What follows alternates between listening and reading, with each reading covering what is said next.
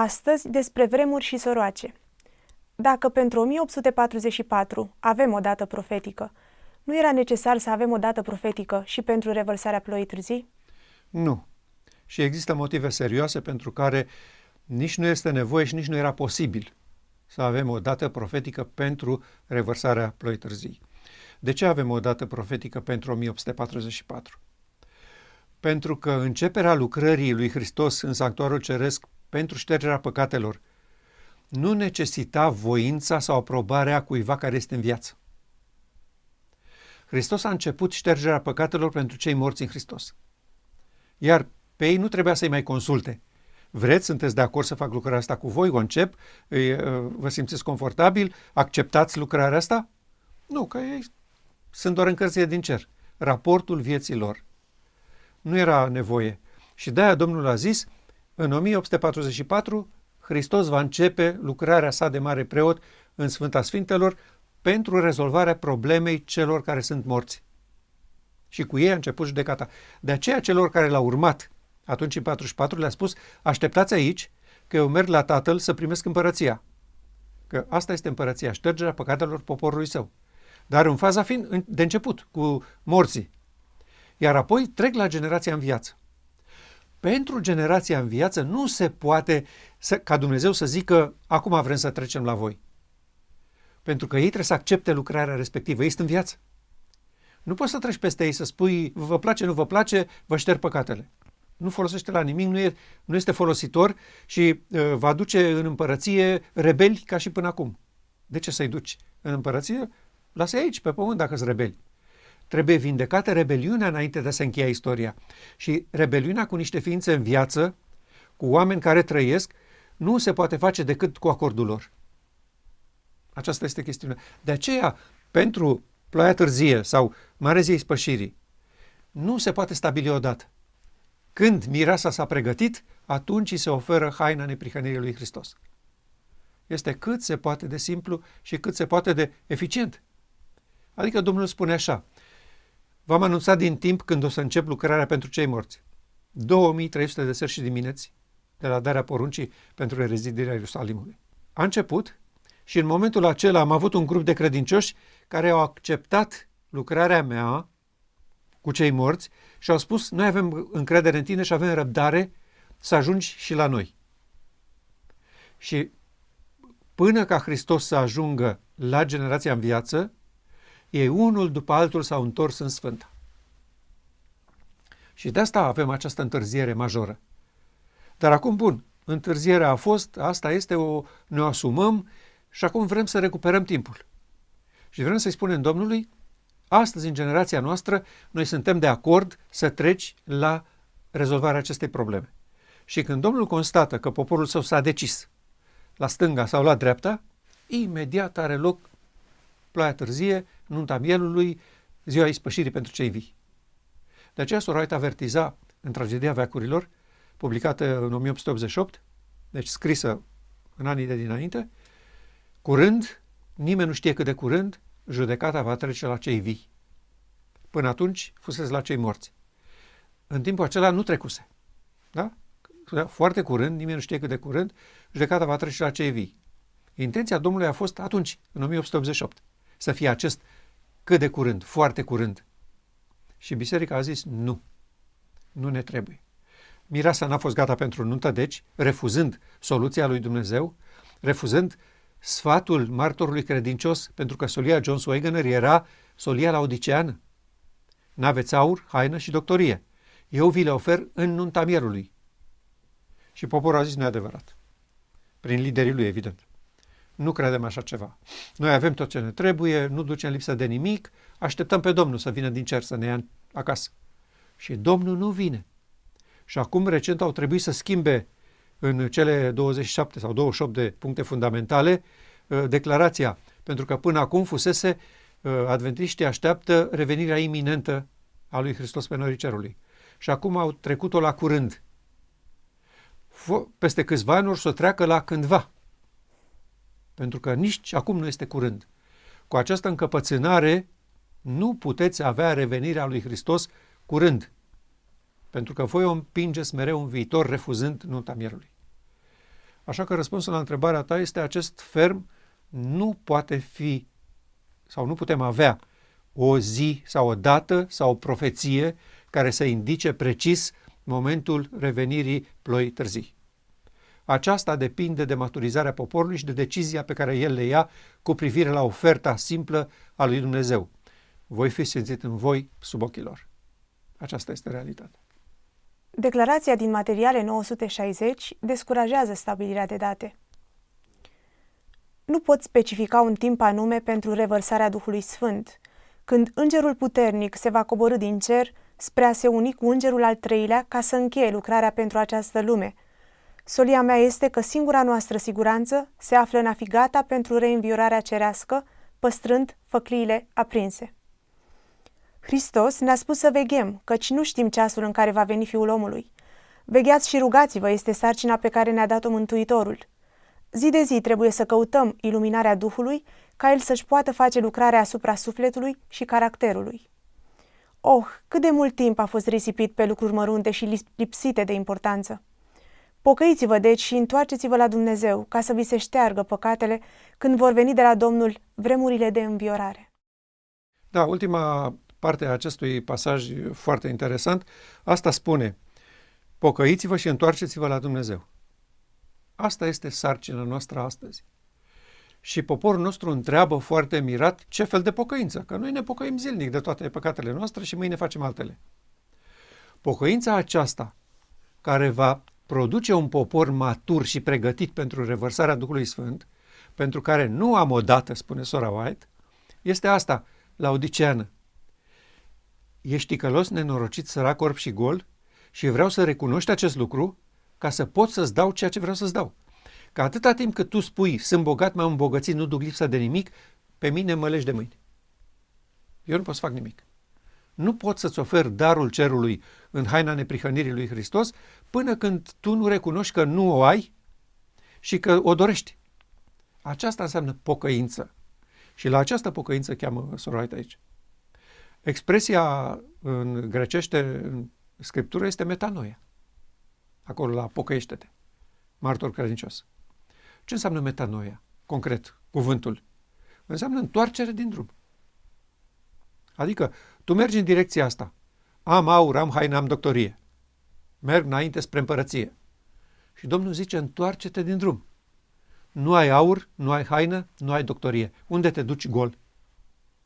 Spre ce viitor glorios și măreț te îndrepți tu fără aur, haină, doctorie? Și de asta sfatul sorei White aici. Nu am decât pentru voi această indicație precisă. Aveți nevoie de pocăință și întoarcere la solia lui Dumnezeu, la solia aceasta care vindecă poporul. De aceea noi spunem pe baza acestui paragraf important că, așa cum spunea și dânsa aici, timpul risipit pe nimicuri împiedică pe Dumnezeu să-și facă lucrarea. Vă stresați pe lucrurile neimportante ale marii controverse și pe cele valoroase și importante pur și simplu le respingeți categoric. Când eram eu copil, deseori vorbitorii noștri sau pastorii prezentau de la Amvon ilustrația aceasta cu un om care căuta prin gunoi un bănuț, ceva valoros care să-i ajute existența de zi cu zi, când deasupra capului lui cineva cu hrană bogată și cu aur i-o întindea și el nu vedea că era cu capul în jos în gunoi acolo căutând. Asta este realitatea. Așa o reprezentau foarte bine. Domnul este gata să ne dea prețioasele și bogatele daruri în revărsarea Duhului Sfânt peste poporul său, iar noi ne ocupăm de nimicuri, de certuri, de neînțelegeri teologice, de bătălii administrative, cine să conducă biserica și așa mai departe. Absolut nimicuri. Și astfel evităm sistematic apelul martorului credincios. Fii plin de râvnă, dar și pocăiește-te. Pentru că ce văd eu în poporul vostru mă face să vărs. Spre rușinea noastră, noi nu am reușit să vedem această stare care produce vomă cerului. Noi considerăm că este normal, da, bine, mai avem și probleme și neînțelegeri, dar în general, fraților, mergem bine, slavă Domnului, biserica, da, mai avem membri care au probleme, dar biserica nu are probleme. Biserica la Odisea are probleme datorită îngerului bisericii, iar Domnul îi spune, întoarce-te din drum, nu mergi în direcția corectă. Și această încăpățânare de a merge în altă direcție decât spune martorul credincios, garantează vărsarea din gura Domnului. Adică încetez să mă mai ocup de voi. Încetez să vă mai tratez ca pe poporul meu preferat. Încetez să mai fiu ceea ce voi declarați în susținerile voastre oficiale, că biserica este singurul obiect al iubirii și grijii lui Dumnezeu de pe pământ. Da, așa este, pentru că vreau să fac din voi lumina neamurilor. Dar în momentul când an după an, decadă după decadă, secol după secol, voi țineți una și bună că aveți aur, haină, doctorie, când eu văd că sunteți ticăloși, nenorociți, săraci, orbi și goi, în această situație nu poate continua la infinit acest singur obiect al iubirii și grijii lui Dumnezeu de pe pământ. Și am să vă vărs din gura mea, pur și simplu. Dacă am avea o dată pentru revărsarea ploii târzii, ar ajuta cumva la pregătirea unui popor? Nu. Nu ar ajuta. Din contră, ar produce un fel de pregătire spontană și rapidă de ochii lumii să nu cumva să pierdem trenul. Asta ar fi.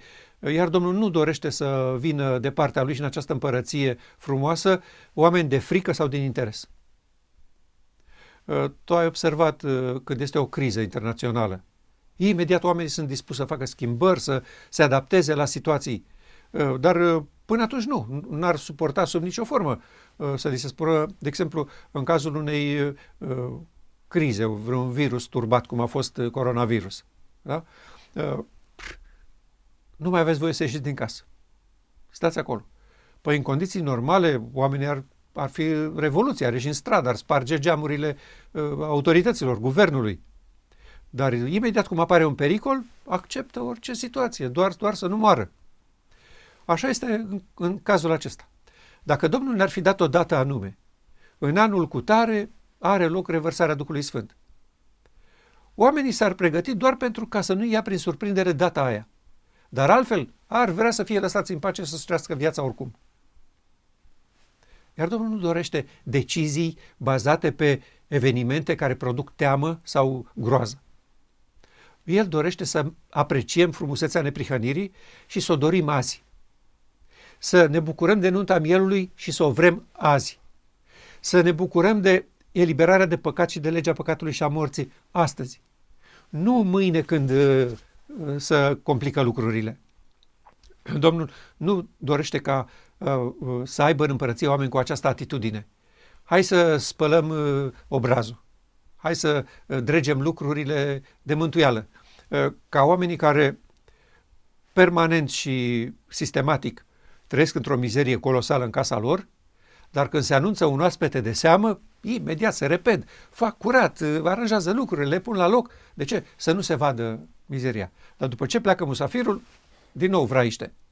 Nu, Domnul vrea să fie curat și ordine fără niciun musafir. Da?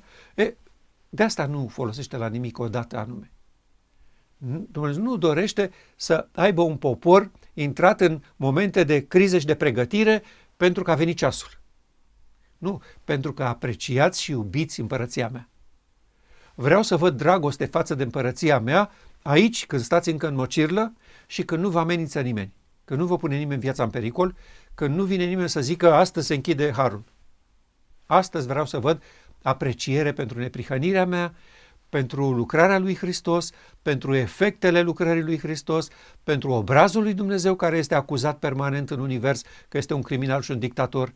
Pentru acestea vreau să vă văd motivați și angajați. Nu că vine sfârșitul. Nu asta trebuie să fie groaza voastră.